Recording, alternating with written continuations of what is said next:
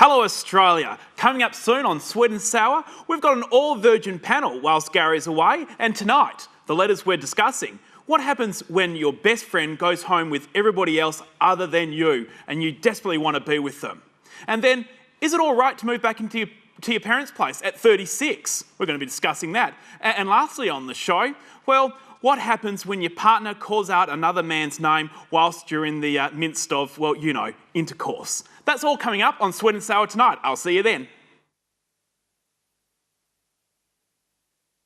Got a problem, big or small, would a miracle be nice? Our motley crew is back, churning out advice. You might even laugh a bit in the following half hour. Park your backside on the couch, 'cause baby, it's time for Sweet and Sour. Right here on Sweet and Sour. Hello Australia and welcome to Sweet and Sour. Gary's away, I'm in charge, and tonight an extra special treat. We've got an all-virgin panel. Get ready for the fun, and we're talking about sex and more sex tonight. Well, let's meet our panel. The first is the delightful, the singer, the extraordinaire, Tanya Abbott. How are you going, Tanya? I'm fabulous, John. How is everybody tonight? Very good. Oh, fantastic. Everyone's very excited. We've got the lead columnist from watoday.com.au, Aleisha Orr. How are you going? Good, now that I just got a promotion. Oh, fantastic. Well, don't worry about that. Your letters, look for a new column. Your letters from Sweet and Sour on watoday.com.au. From freelance consultant, from journalist to consultant in the media. How are you going, Rashelle? Yes, very excited to be here, guys. Very excited. Oh, fantastic. And of course, an all-virgin female panel wouldn't be complete without a lesbian B feminist. How are you going, Laura? Oh, always a pleasure, John. I enjoy every moment to just argue with you, basically. Oh, fantastic. And good to meet you you're tonight. the president of Pride, so it really does make you the lesbian feminist B of WA.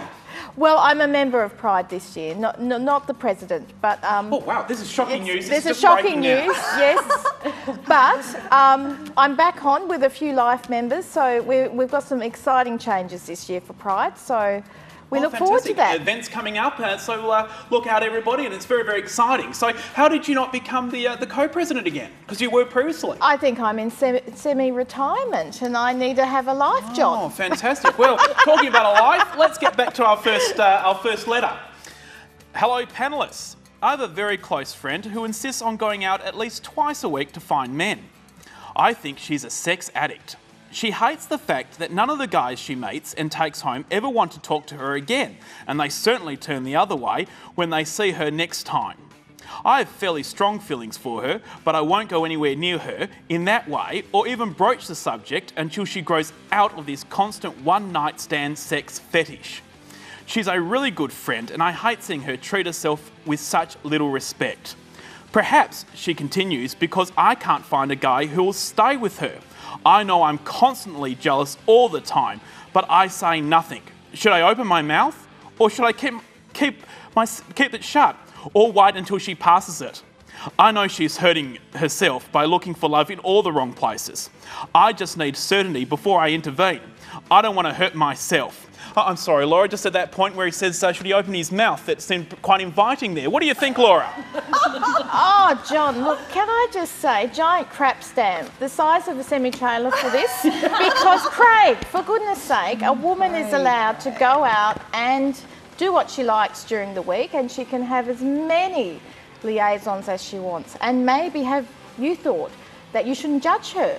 And I think maybe she's just not that interested in you, I hate to say, because if she was, she'd probably make her intentions known. I think she's doing a great job and she's having a good time. If it was a man in this situation, he would be seen as a stud and a legend, and I just think she should do what she wants. What about you, Rashelle? Too much sex? Never.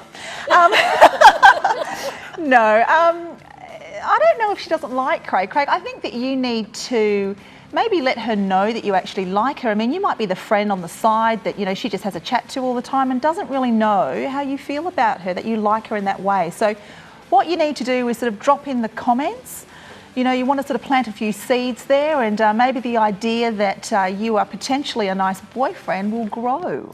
Oh, a nice boyfriend will grow. What about you, Tanya? What do you think? Well, Craig, what I think is that if you are a very close friend to this lady, then I think you need to sit down with her and have a good chat and air how it is you feel. Because I think if you are a true friend and you have feelings for her, then I believe she does deserve to know. And who knows? I find it perplexing that she's out every night, and you think that possibly she's a sex addict. It sounds a bit dangerous and Exciting. yeah. Oh, I just don't think it's. Not a relationship. Yes. Well, what about you, Aleisha? maybe not. Dangerous and exciting? I think there's a few issues with this. The whole he thinks she may be a sex addict, yet he's quite interested. That a sex addict is that not a problem? Is that an issue? Well, do you think she's hurting herself? Because obviously he's saying that she just can't find anybody. She's trying to find somebody, and everybody just walks the other way when they see her in the cold, hard light of day. She may be hurting herself, but as Laura said, I think if it was a guy, we'd think he was a hero. So if she's having fun, if she's not hurting anyone, that's fine. Well, look, I'm going to give you my personal opinion, and I'll just see what you girls think. I think he's a pimp. I think here he is going out, whoring his best friend out, and maybe he's fallen in love with her. Is that a possibility? What do you think, Laura? Well, if that's the case, it's one of the oldest professions in the world, John. Well, doesn't it sound that way? Obviously, he's going out every night. I mean, it is a scenario, don't you think, that he's... What's he doing while she's going out? Well, no, obviously he's going out with her, trying to find men for her. She goes home. She has, obviously, sex. He does. He says he goes out with her, looking for men, and she takes everybody else home other than him. Well, he's not a very nice friend, then, is he? Well, do you think, Aleisha? Very nice. Yes. Do you think, Aleisha, that he should have issues? Maybe that if she's going home with absolutely everybody else other than him, that perhaps there's something wrong with him. Yeah, the answer's probably there. But is he going to open his mouth and talk about her being a sex addict, or is he going to tell her that he's interested? Which one is he talking about opening his mouth? That would concern me here, because him assuming she's a sex addict is actually, you know, it's not too cool, and I think he better watch himself. So you don't think it's a nice, friendly? Wisely. Yeah, so you don't think it's being friendly here? It's not being a nice, consultative friend, concerned about her welfare? No. It's a bit judgmental. Extremely judgmental? He's What do you think, he's Rashelle? seething with jealousy, don't forget. He can't see straight. Oh, okay. Oh, it's fantastic. Oh, so all up though. Let's just get Craig some idea what he should do. Should he confront her about his friend about this situation, Laura? Oh, absolutely not. I just think, Craig, you probably need to suck it up and get on with your own life. Go to the gym, live a great life, and be supportive to your friend. Rashelle, what do you think? Yes, open his mouth, Maybe, say something? I think he should say something, but like you say, Aleisha, maybe be careful about the words that you choose. Okay, very quickly. Yep. Aleisha? Yeah, if he wants to tell her how he feels, but don't go talking about the sex addict stuff. All right, and Tanya, very quickly, what do you think? Communication is the key. Speak to your friend if she's a good one. Fantastic. Obviously, I've been outnumbered. Nobody thinks you're a pimp other than me. And with that, we'll be back right after this break.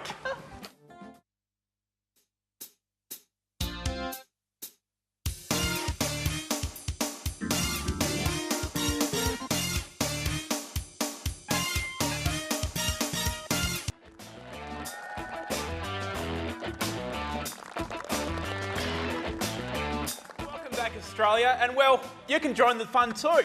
If you've got a problem and need a bunch of virgins to help you, well, send your letters to letters@sweetandsour.net.au or hop onto facebook.com/sweetandsour, or we've even got a website, sweetandsour.net.au. Join the fun, and if you're lucky enough and we read your letter out, we'll give you a movie ticket. And tonight's letters get a movie ticket to the film Drift, a great surfing film filmed in WA.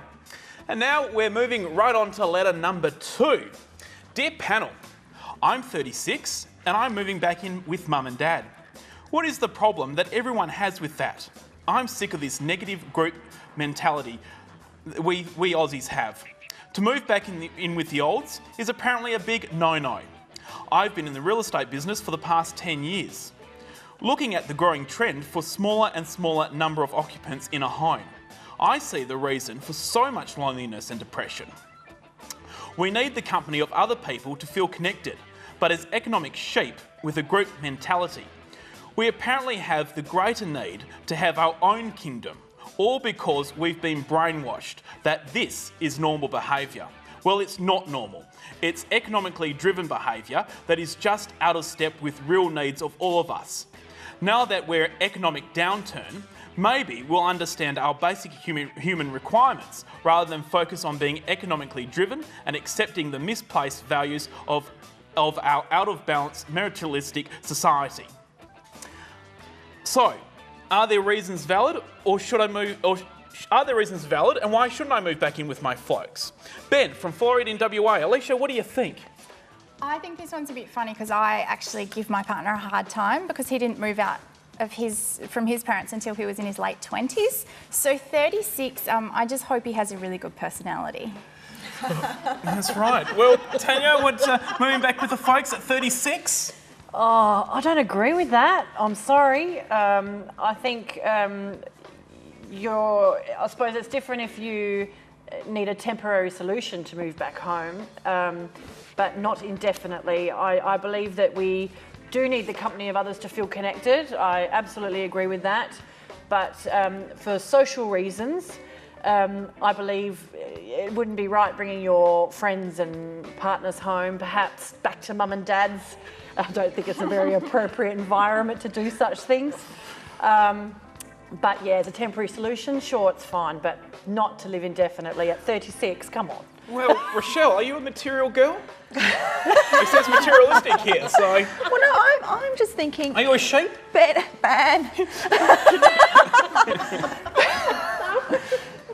I'm wondering, if you've been in real estate for the past 10 years, how come you can't afford to live in your own house? That's the first thing I'm wondering. I can understand if you're feeling a little bit lonely, maybe visit your parents, but moving in, probably taking it a bit too far, Ben. Yeah, I'm agreeing with you there, Tanya. I just think he needs to probably, moving is a bit, no. What about you, Laura? Well, if we look at what's depressing here, the thing is like... Everything. Ben, do you want to actually have another relationship happen in your life? Because while you're living with your mum and your dad, I think mummy's probably doing quite a lot for you. And, you've got to think independence. And we're talking about depression. You need to be independent to get over being depressed, because you could be single for quite a while. Because how are you going to entertain a woman or man or whoever if you bring them back and mum and dad are looking at you from the couch? They've got the 7:30 report on, and this is not harmonious for you to grow into future manhood. So is there any way whatsoever you would ever see or ever contemplate moving back in with your parents? Oh, look, people do, and for various reasons. It can be sadness or tragedy or finances. It is tough out there now. However, I think this fella, he sounds like he has got some financial independence, and he's doing it because he doesn't want to feel isolated and lonely. But there are other ways to close that gap rather than move in with mum and dad. So what about you, Rashelle? Any reason you would ever move back with your folks? I have done for periods of time. But, this guy sounds like he's never moving out. Ben, get out. Maybe he wants to just get more finances. Anything wrong with that? Maybe he's buying more property while he's living with his parents. Yeah. Or is he just a giant loser, Aleisha? I think his issues go further than the financial issues. What about you, Tanya? Obviously, mother of two. Your daughters are grown up, 36. They moved back in. You want to be doing their washing and stuff? They can come home anytime they like, as far as I'm concerned. But no, I think at that stage in your life, at 36 years of age, you should have it together by now. You should only move back home if it's a temporary solution, but not indefinitely. Need to get out and have a life. Okay, so it looks like the panellists are all agreeing he needs to get out and live his life, not move back in with the folks. Enjoy the real estate market.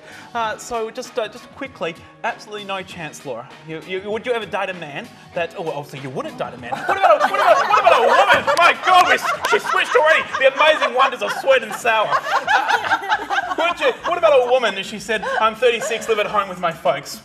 Run. Right. What about you? What about you, Rashelle? Oh, I would run as well. And 36 I living at don't home? mean towards him. I'd run. Run? Okay. Aleisha, are you running? If he was living at home, definitely running, yes. And Tanya? Yeah, run all the way. Running? Oh. I think what makes it worse is actually moved back. I think that really sums it up, doesn't it? If you move back. But don't you think the parents have done enough? Like 36 years of age to move back home. I mean, But I guess we don't really know Ben, and we don't know what what's really going on there based on this letter. Really, there's more to this story. Yeah, so more to the much story. more. What about when you were teenagers? Did you ever go to a friend's house trying to have a bit of hanky-panky in maybe in a room where the parents were around trying to keep it down? Well, that could be awkward because you're bringing them back not only for hanky-panky, but to introduce them to your parents. Yeah, awkward. So obviously nobody's experienced that situation? have you, John? Well, we're going to move right on. We're out of time. What would you know? We're right out of time. We'll be right back after this commercial break. Unbelievable. You can pick your friends, you can pick your nose, so you better pick to watch Sweet and Sour.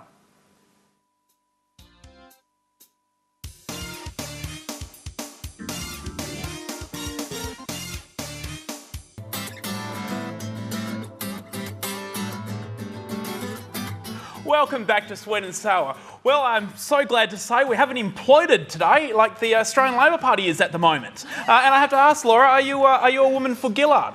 Women for Gillard, they've just launched a brand new thing. Oh, look, I don't know. I had a pet duck and I called her Julia. I don't know how I feel about the whole Is that duck situation. still alive? No, Or did it go over a cliff? It actually flew off with another duck, so Oh, jeez. yes. You should know my green tendencies, Oh, John. absolutely. Being a feminist. You're pushing it here. Yes. Well, we're just talking in the commercial break about how everything's imploding, and it was very humorous. I banged the table and got told off, but my lovely redhead next to me, Rashelle, wanted me to watch her water and just reminded us of the senator who was too concerned about his tea when a table got banged. So, it's looking all very, very interesting, and we'll move on to letter number 3. My girlfriend of 6 months and I have been pretty happy just before we began seeing each other. However, she had gotten out of a pretty serious relationship. Every now and then she accidentally slips up and calls me by her ex's name. That was okay until it happened, you guessed it, while we were having sex. She insisted that she has no feelings for him and it's been over with him for ages. I believed her up until recently when the ex left a message on her home phone and I heard it when she played it for the first time. She immediately ran and shut it off so neither of us could hear the rest of the message. And whilst I pretended not to notice, I presume she'd played it once I'd left. I like her very much, but this incident has made me very insecure about our relationship. I'm not sure whether she needs more time to get over this guy, whether I'm getting myself into a position where I'll get hurt, or should I just ignore the whole name thing and the phone message altogether? I just don't know. Well, Rashelle, what do you think? God. Josh, look, she's clearly having an affair. She told me. No, but seriously, look, the telephone messages, the secret messages, they need to stop. And she needs to make a choice. And using your name instead of his name is probably a good choice to make. Okay, well, what about you, Laura? Oh, look, quite frankly, I don't think Sigmund or Anna Freud would have a book big enough to capture all these slip-ups this woman is doing. You poor man, this is terrible. And unless she's got a serious Tourette's issue, you need to really look at, is she over the ex-partner? Oh, over the ex. Tanya, yes. what would happen, perhaps if you inadvertently said an ex's name? My husband would kill me. I think if you are in a committed relationship, which you have been for 6 months, and the ex's name has slipped out during sexual relations, then I think you have a real problem. And I also think you need to sit down with her and communicate and have a chat, air how you feel to her, because at the end of the day, she obviously still has feelings for him, I believe. Hence the message that he left. So, yeah, definitely need to talk that one out. So, Aleisha, ever happened to you? Caught out somebody's name inadvertently? No. But I think if maybe while you're doing the dishes, if you accidentally get a name wrong, well, you're doing the dishes. But in bed, no, I think goodbye.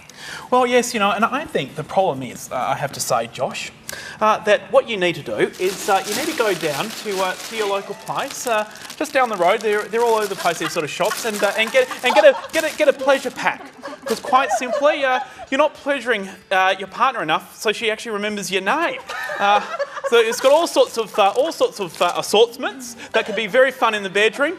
Clearly, your equipment on its own isn't adequate, so let's try a pleasure pack. I tell you what, light up your life, and she'll be screaming your name every time she's with somebody else.